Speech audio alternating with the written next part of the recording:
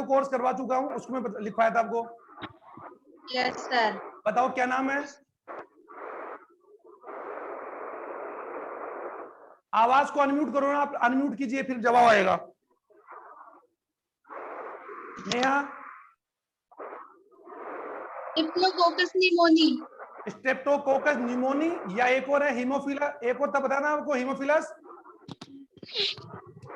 Haemophilus influenzae, दो बताए थे ना, स्ट्रेप्टोकोकस निमोनी और हीमोफिलस बताया था आपको मैंने, इन्फ्लुएंजी। चलो हेजा का रोगजनक कौन है? अंकिता बताओ, हेजा,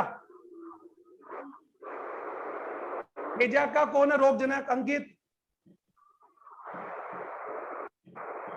आवाज नहीं आ रही, आवाज आवाज चालू करो पहले।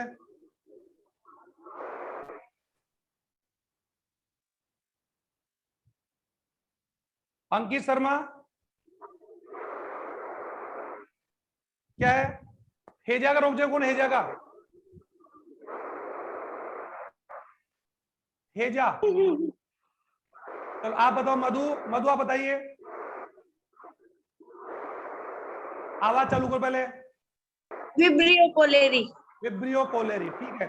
हेजा रोग के अंदर एक सबसे प्रमुख लक्षण होता है, आप बताओ मधु, निर्जलीकरण। क्या होता है निर्जलीकरण?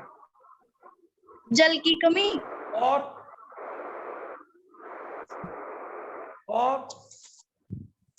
इसका मतलब प्रॉपर नहीं पढ़ रहे ना, गलत बात है ना, टाइम का दुरुपयोग कर रहे हैं। हेजा में लगातार पीड़ित व्यक्ति को लगातार उल्टी दस्त होते हैं, पेट में दर्द होता है, मरोड़ होता है, तो लगातार उल्टी और दस्त हो रही है, लूज मोशन में वोमिटिंग होने से जल और खनिज लवणों की कमी होती है। समझ आ गया? जिसको बोलते हैं, क्या बोलते हैं उसको? Dehydration, dehydration. और उसकी पूर्ति के लिए हम उस व्यक्ति को क्या पिलाते हैं? ORS, ORS, ठीक है। साक्षी, साक्षी शर्मा आप बताओ ना, उसके लिए कौन सा सोल्यूशन पिलाते हैं? ORS का घोल। ORS, ORS का पूरा नेम बताओ, पूरा नाम क्या है?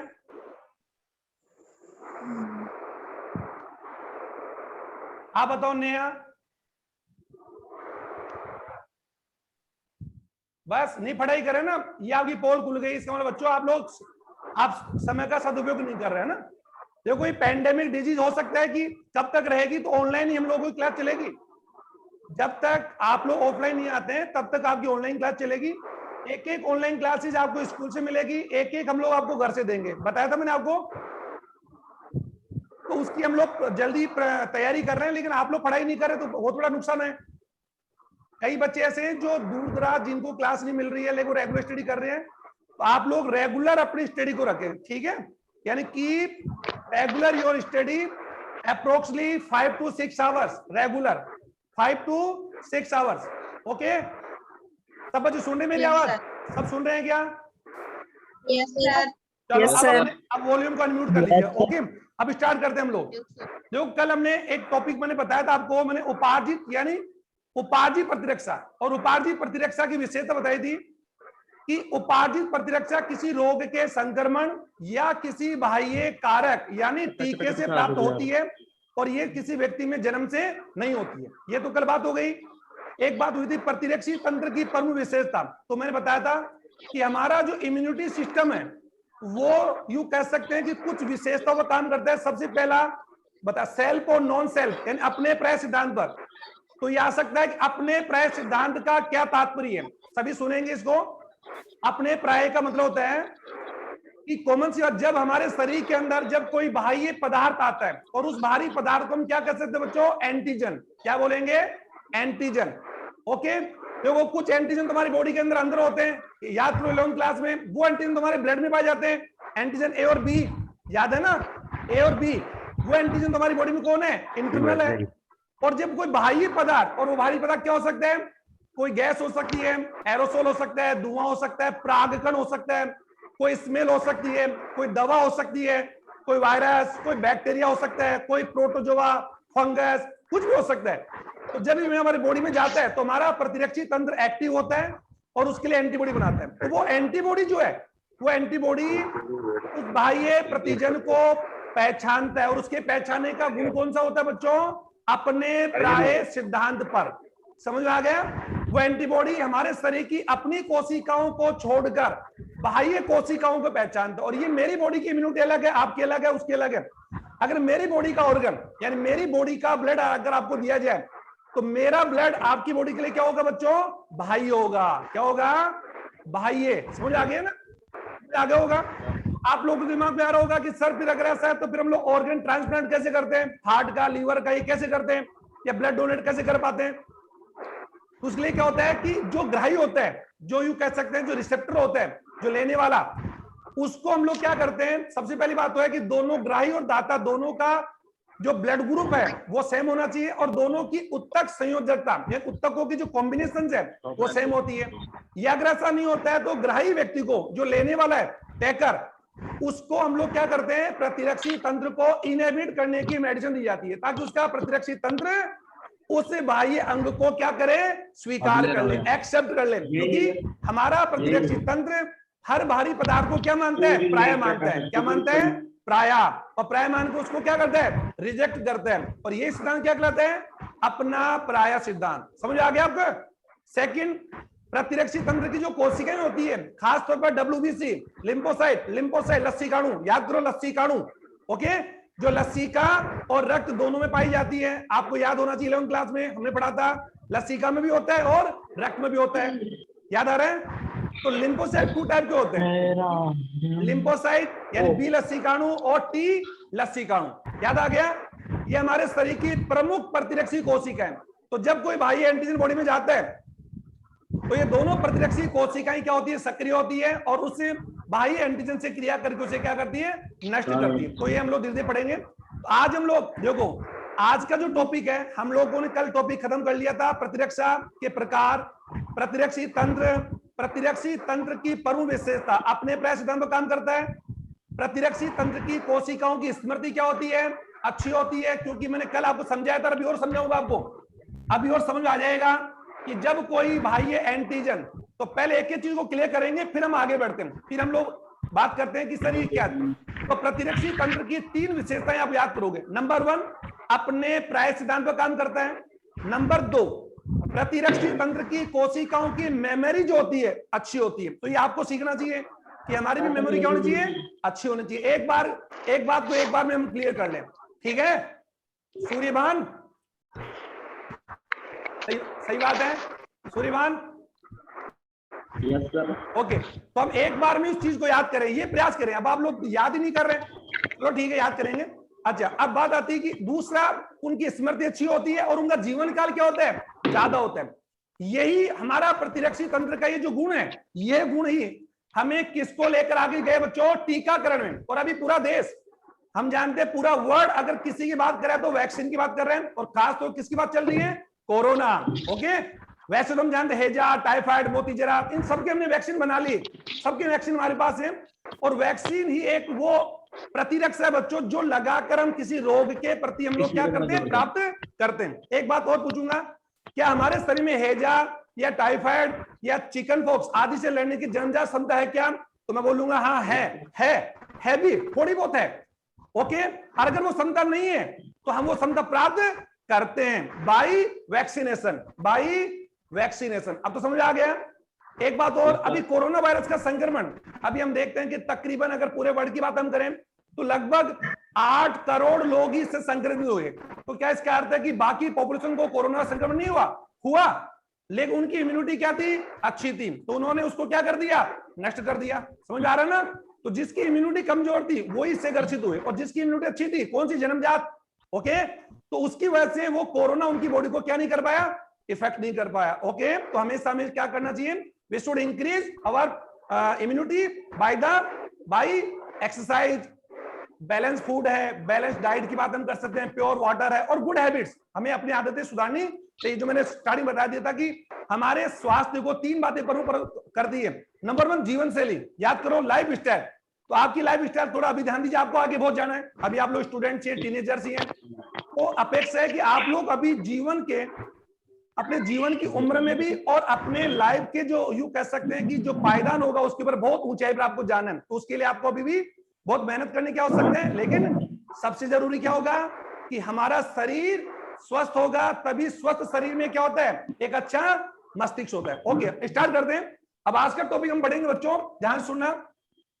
सबसे पहले बात तो मत दो, एक एक चीज पढ़ा रहा हूं। पहले हम लोग बात करते हैं प्रतिजन क्या चीज है। आपके दिमाग आ रहा होगा सर अब एंटीजन का मतलब हमें समझ में नहीं आ रहा। एंटीजन और एक होता है बच्चों एंटीबॉडी। आराम से, ओके। एंटीबॉडी को हम हिंदी में क्या बोलते हैं, प्रतिरक्षी बोलते हैं। अब जो एंटीजन क्या चीज है सुनो, वे बाह्य प्रोटीनीय पदार्थ, वे बाह्य प्रोटीनीय पदार्थ जो मानव शरीर में प्रवेश करने के बाद प्रतिरक्षी यानी एंटीबॉडी के निर्माण को क्या करते हैं, प्रेरित करते हैं। एंटीबॉडी के निर्माण को करते नहीं है, बल्कि उसके निर्माण को करने के लिए क्या करते हैं, प्रेरित करते हैं। समझ आ गया? यानी सिंपल सी बात है, ए प्रोटीन इज या केमिकल सब्सटेंस या outer substance which induced formation of antibody. बहुत सिंपल बोल रहा हूं। एंटीजन को समझे आप आराम से। एक चीज सबसे पहली बात, तो एंटीजन क्या हो सकते हैं बच्चों, बाह्य हो सकते हैं और आंतरिक हो सकते हैं। तो अभी आप उसको बाह्य मानी, आंतरिक होते हैं क्योंकि हमारी बॉडी की कोशिकाओं में मेटाबॉलिज्म क्रियाओं द्वारा कई प्रकार के टॉक्सिन बनते हैं। क्या वो टॉक्सिन, जैसे urea, uric acid, amino acid, CO2, समझ आ रहा है, और भी सेवरल टॉक्सिन बनते हैं। ये सब के हमारी बॉडी में कौन है, इंटरनल एंटीबॉडी है। सो इंटरनल एंटीजन, तो एंटीजन क्या होंगे, वे बाह्य प्रोटीनीय पदार्थ। समझ आ गया? और ये क्या हो सकते हैं, क्या ये रोगजनक हो सकते हैं, हाँ। क्या ये जीवाणु हो सकते हैं, हाँ।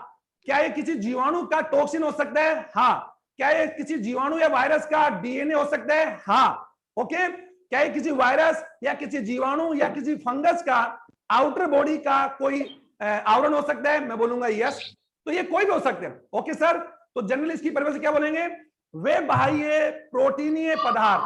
क्योंकि एंटीजन की प्रकृति क्या होती है बच्चों, प्रोटीन। ये ध्यान दोगे, प्रोटीन से बने होते हैं जनरली। समझ आ गया? तो वे बाह्य प्रोटीनीय पदार्थ जिनका मानव शरीर में, ये देखो ये हमारी बॉडी है, ध्यान सुन लीजिए, ये आपकी बॉडी है, ह्यूमन बॉडी। ओके, और ये हमारी बॉडी का आवरण है, और ये हमारी बॉडी में एंटर करने का मार्ग बता दिया था मैंने आपको, नाक, मुंह द्वारा, कान द्वारा, या फिर हमारे त्वचा में किसी तरह में क्या हो सकता है, घाव, बताया था ना। तो उस जगह से हमारी बॉडी में, जैसे कोई मच्छर के काटने से, हमें ध्यान, मच्छर काटने से हमारे बॉडी में कौन सा रोग हो सकता है, मलेरिया, डेंगू, चिकनगुनिया, हाथी पांव। समझ आ गया? तो ये वो है क्योंकि वो सीधा हमारे अपने मुखांग जो होते हैं, उनके डेंटिबल दांत होते हैं, उनको सीधा अपने बॉडी में, स्किन में क्या करते हैं, पेनिट्रेट करते हैं, चुभाते हैं, और अपने लार के अंदर पाए जाने वाले रोगाणु या किसी भी को कहां छोड़ दे, डायरेक्टली ब्लड में। तो ऐसी बॉडी में, हमारी बॉडी में जो अंदर गया, वो सब के सब क्या होंगे, एंटीजन होंगे। तो वे बाह्य पदार्थ जिनका शरीर में संक्रमण के बाद, आप समझ पा रहे होंगे, मैं बहुत सिंपल बात करूंगा, तो हम लोग ध्यान देंगे, सभी सभी आप जो देख, मैं नोट बना रहा हूं, ये कोई भी हो सकता है, और मैंने इनको एक सा नाम दे दिया बच्चों, रोगाणु। रोगाणु, ओके। तो जब ये हमारी बॉडी में एंटर करते हैं किसी भी तरीके से, डायरेक्ट करें, इनडायरेक्ट करें, भोजन द्वारा जाए, किसी भी तरीके जब ये प्रवेश करते हैं, तो इनके जाते ही हमारे बॉडी का प्रतिरक्षी तंत्र बच्चों क्या होगा, सक्रिय होगा। ये कल बात, ये मोटी में अपने दिमाग में बैठा लो, सक्रिय होगा।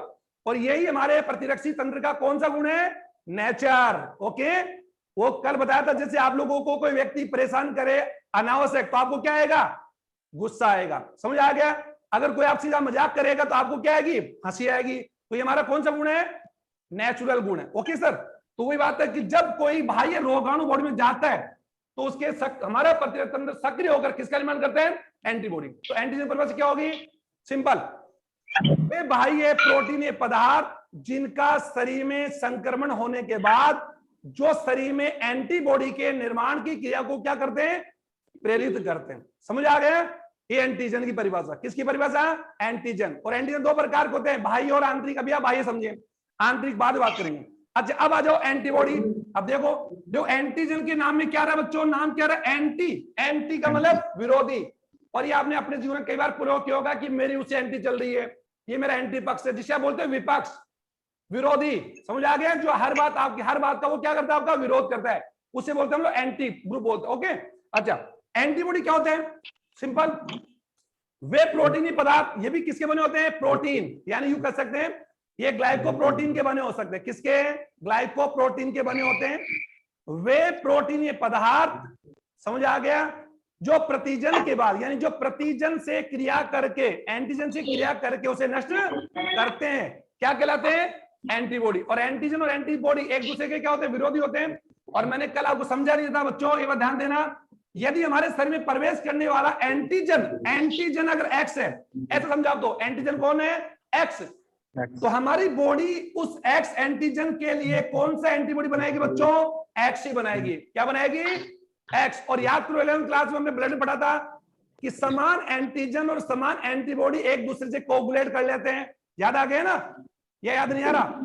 समझ आ गया? समान, इसलिए हमारी बॉडी में समान एंटीजन और समान एंटीबॉडी नहीं हो सकते। तो एक्स एंटीजन के लिए कौन सा एंटीबॉडी बनेगा? एक्स बनेगा। और एक्स एंटीबॉडी क्या करेगा? एक्स एंटीबॉडी एक्स एंटीजन को क्या कर लेगा बच्चों? पहचान जाएगा और उससे कैसे क्रिया करेगा? ताला कुंजी सिद्धांत, जो मैंने कल बता दिया आपको। जो ताला कुंजी सिद्धांत पर काम करने के लिए, या उस पर आधारित कई सिद्धांत है, अगर आप याद करोगे। नंबर 1 है, जैसे एक तो ये एंटीजन एंटीबॉडी की क्रिया कौन से सिद्धांत पर काम करती है? ताला कुंजी सिद्धांत, यानी lock and key theory given by Fisher. समझ आ गया आपके? Given by Fisher. इस सिद्धांत पर आधारित और कौन से सिद्धांत हैं? जैसे एक और है अंडाणु और शुक्राणु का। अगर आपको याद आ रहा होगा कि निश्चित जाति के अंडाणु को एक निश्चित जाति का शुक्राणु ही क्या करता है?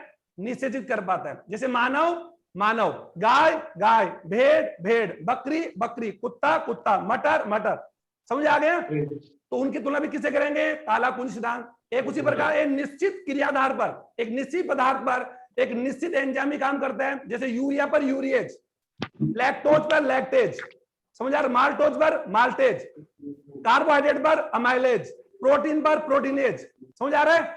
वसा पर लाइपेज। मतलब क्या हो रहा है कि एक निश्चित पदार्थ पर निश्चित एंजाइम काम करता है। तो अगर किसी निश्चित के लिए निश्चित कार्य करता है तो उसकी तुलना किससे करते हैं? ताला कुंजी सिद्धांत। मतलब एक निश्चित एंटीबॉडी जन से एक निश्चित एंटीबॉडी क्रिया करेगा। जैसे कोरोना नामक वायरस एक एंटीजन है, क्या उसके ऊपर हमारी बॉडी में पहले से बने हुए एंटीबॉडी काम करेंगे? तो मैं बोलूंगा नेवर। क्यों? क्योंकि कोरोना के लिए, कोरोना नामक एंटीजन के लिए नया एंटीबॉडी बनेगा।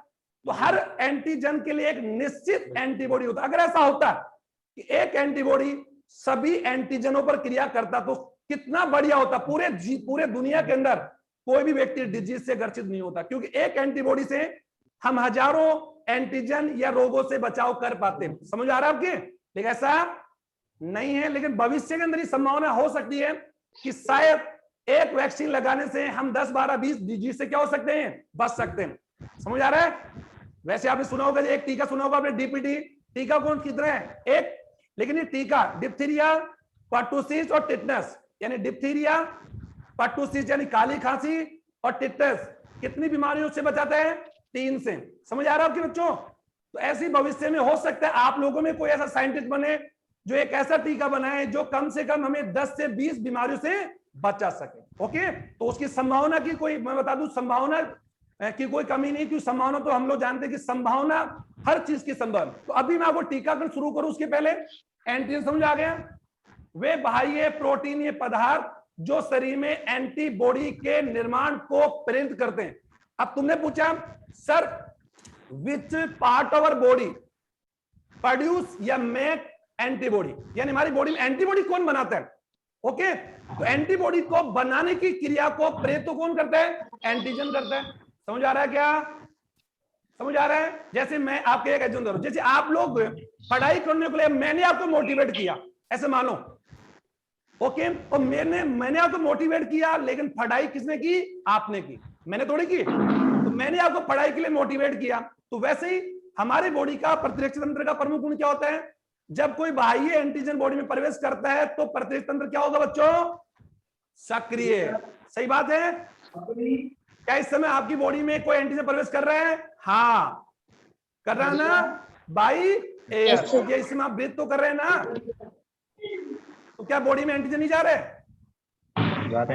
जा रहे हैं। तो क्या हमारी बॉडी इस समय रोगाणु से लड़ रही है क्या?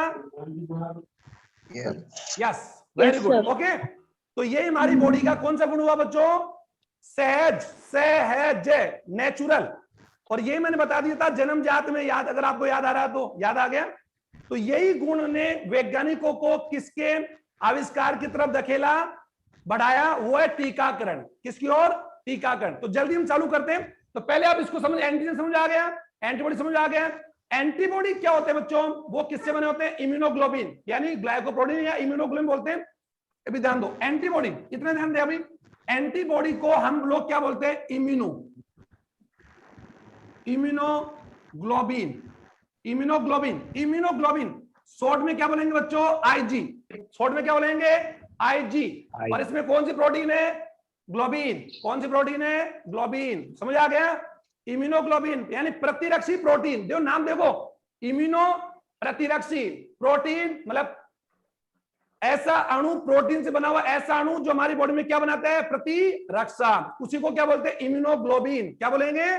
इम्यूनोग्लोबिन, या फिर बोलेंगे एंटीबॉडी, या फिर बोलेंगे प्रतिरक्षी। और इसका हिंदी में आप समझ रहे होंगे, इम्यूनो का अर्थ होता है बच्चों प्रोटीन, सॉरी प्रतिरक्षी, और ग्लोबिन एक कौन है? प्रोटीन।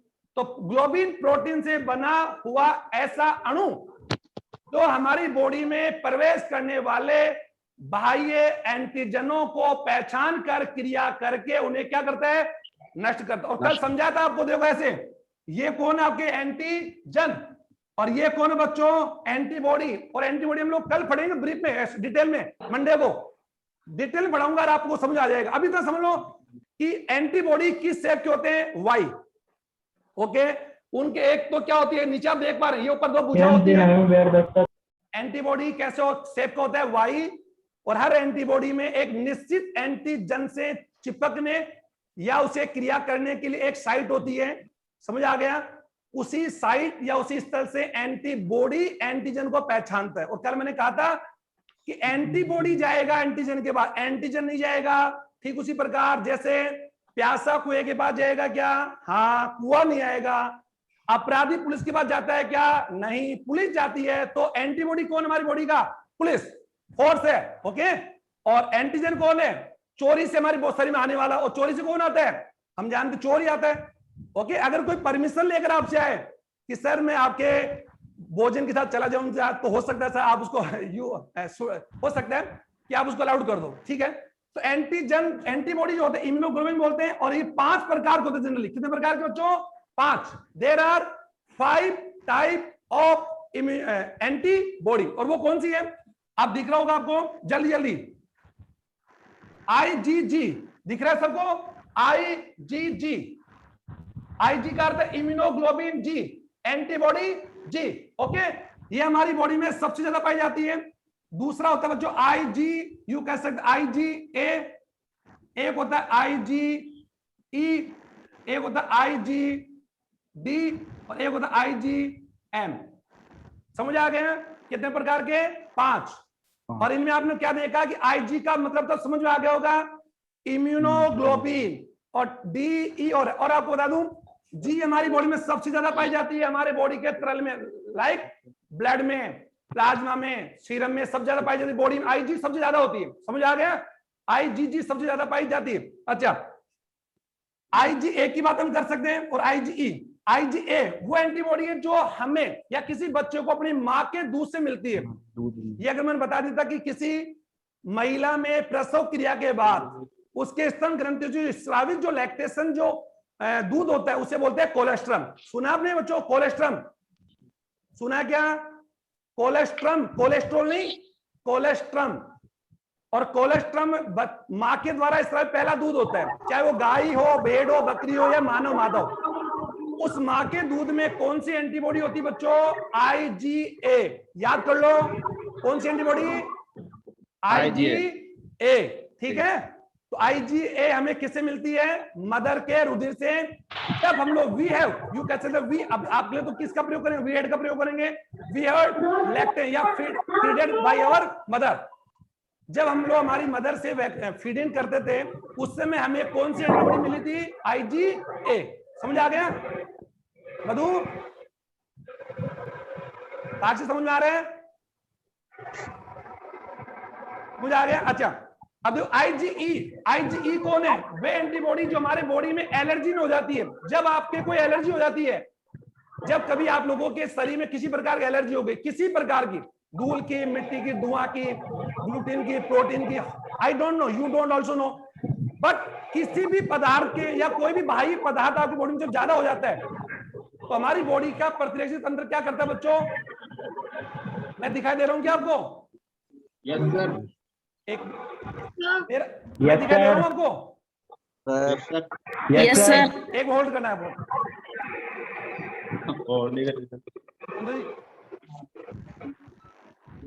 बच्चों मेरा वीडियो आ रहा है क्या आपके? Yes, sir. Yes yes sir sir अच्छा चलो ठीक है। और ऑडियो आ रही है? ऑडियो आ रहा है? अच्छा ठीक है, okay okay tag yes sir ठीक है। यस सर अच्छा अब जो स्टार्ट हम लोग वापस वहीं जाते हैं, थोड़ा टाइम भी जल्दी हो रहा है। तो ये आपकी समझ आ गया। और आईजी वो एंटीबॉडी है जो हमारी बॉडी में एलर्जी के दौरान, कब एलर्जी, और एलर्जी को मैं आपको इतना बता पाऊंगा कि जब हमारे शरीर में कोई बाह्य पदार्थ के कारण, किसके कारण?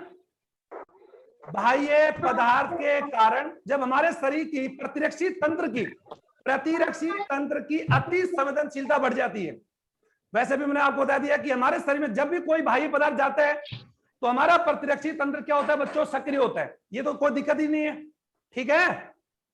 लेकिन जब अगर किसी पदार्थ के कारण कोई भी धूल, धुआं, मिट्टी, तेल, स्मोक, एरोसोल, डस्ट या कोई भी दवा आदि के द्वारा अगर हमारा शरीर उसके प्रति अति संवेदनशील, हाइपर सेंसिटिविटी करता है, क्या करता है?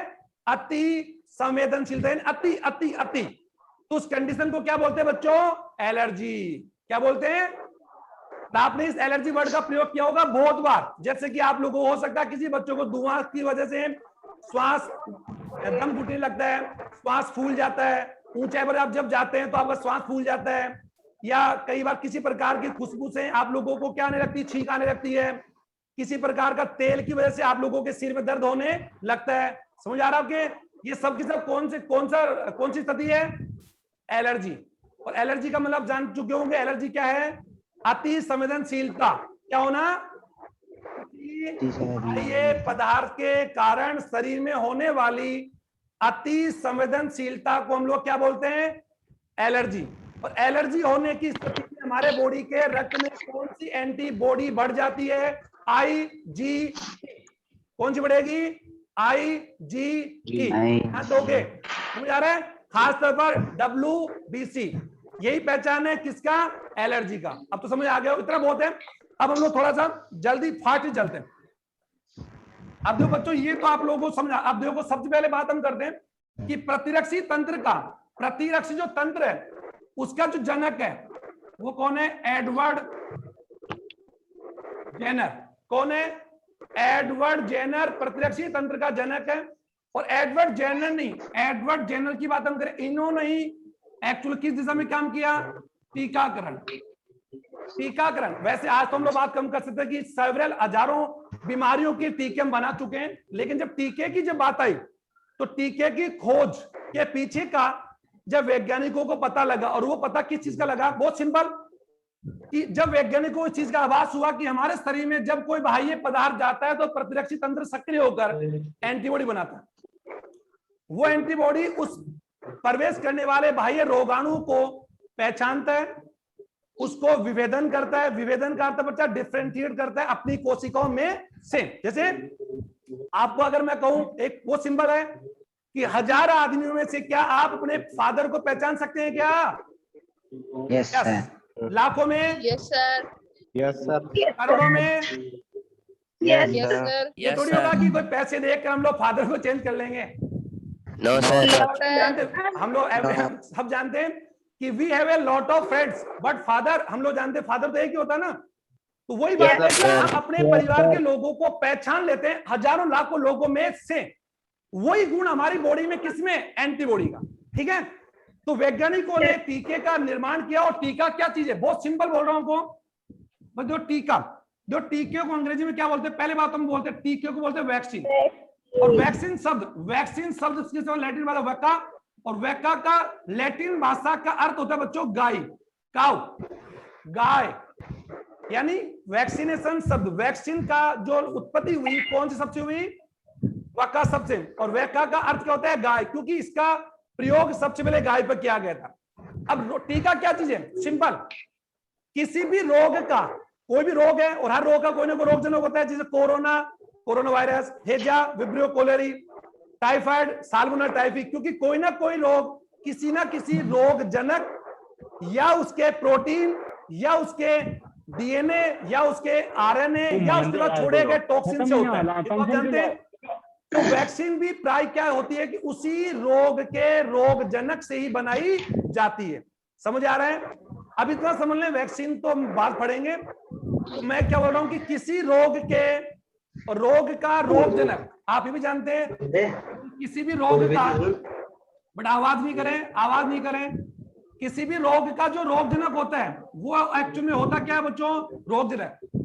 तो कोई भी किसी भी रोग का कोई रोग जनक है, ओके, होता ही है। तो उसी रोग जनक को मृत या दुर्बल और कम मात्रा में शरीर में प्रवेश करवाना। कैसे? शरीर में प्रवेश करवाना कृत्रिम तरीके से। जो प्राकृतिक तरीके से तो कोई रोग जनक खुद प्रवेश करता ही है, उसको हम रोक नहीं सकते। और मैं आपको 2-3 दिनों से ही कहता रहा हूं कि हमारी बॉडी में जब भी कोई बाह्य रोग जनक या बाह्य प्रोटीन जब बॉडी में प्रवेश करता है या करवाया जाता है, तो शरीर का प्रतिरक्षी तंत्र क्या होगा बच्चों? सक्रिय होगा। इसको दिमाग में बैठा लो। मैं फिर कह रहा हूं, यदि कोई बाह्य रोग जनक शरीर में प्रवेश करता है तो शरीर सक्रिय होता है नहीं होता है? होता है। तो यही विशेषता वैज्ञानिकों के दिमाग में टीका बनाने की आई। तो उन्होंने क्या सोचा कि क्यों ना किसी व्यक्ति के शरीर में हम पहले से अगर किसी रोग जनक के एंटीजन को मृत या दुर्बल अवस्था में और कम मात्रा में प्रवेश करवाएंगे, सुनना आराम से, तो हमारी बॉडी का प्रतिरक्षी तंत्र उस बाह्य प्रोटीन या रोग जनक के कारण क्या होगा? सक्रिय होगा। और सक्रिय होकर हमारा शरीर का प्रतंत्र क्या बनाएगा? एंटीबॉडी बनाएगा। एंटीबॉडी प्रवेश करवाए गए रोग जनक, जिसको आपने अभी भी क्या नाम दिया था? टीका। उस रोग जनक को पहचान कर, कैसे पहचाने? क्योंकि वो कौन है? बाह्य। ओके, तो एंटीबॉडी उस बाह्य एंटीजन को पहचान या रोग जनक को पहचान को उसे जाकर क्रिया कर उसे क्या कर देगा?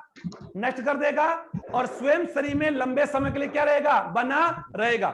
अब वही रोग या उसी रोग का रोग जनक जब कभी हमारे शरीर में, कभी का मतलब टीका लगने के आगे, समझ आ गया होगा, जब दोबारा प्रवेश करता है तो वही एंटीबॉडी जो है उनको उस एंटीजन के प्रथम प्रवेश की क्या जाएगी?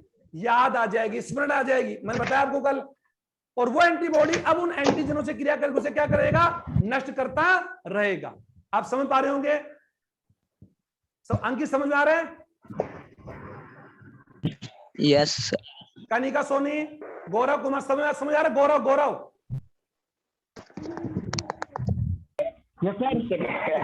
साक्षी शर्मा, अब आप समझ में आ गया टीका क्या चीज है? सुन लीजिए एक बार। एडवर्ड जेनर, ये ध्यान दो, एडवर्ड जेनर, इसका विषय अपने दिमाग में बैठा लो। इन्होंने ये बताया कि टीका क्या चीज है। बता, किसी भी रोग के, मैं यहां पर लिख रहा हूं, किसी भी रोग का या कोई भी मृत का अर्थ होता है बेटा मरा हुआ वायरस, मरा हुआ जीवाणु, मरा हुआ प्रोटीन या मरा हुआ उस वायरस का टॉक्सिन या उसका डीएनए या उसका आरएनए या उसके बॉडी का कोई ना कोई प्रोटीन का आवरण, जिसे हम कैप्सिड बोलते हैं, कोई भी चीज हो सकती है। तो मृत है या फिर क्या हो सकता है? दुर्बल का अर्थ है कमजोर, वीक। दुर्बल, रोग जनक और कौन सी मात्रा में?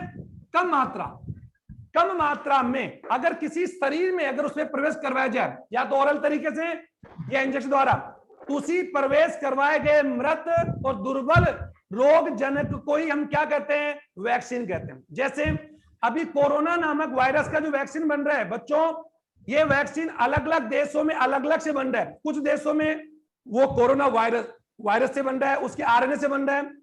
किसी जगह अगर फाइजर की बात हम करें, मेडोना की बात हम स्पुतनिक की बात हम करें, ये किससे बन रहा है? उसके प्रोटीन से बना है। तो हर देश ने वैक्सीन बनाने के लिए किसका उपयोग किया?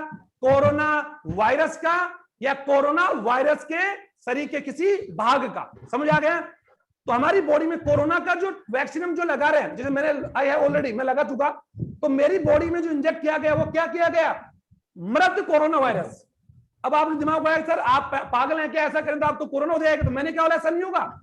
क्योंकि हम लोग जानबूझ के कोरोना वायरस को प्रवेश करवा रहे हैं अपनी बॉडी में। इससे क्या होगा,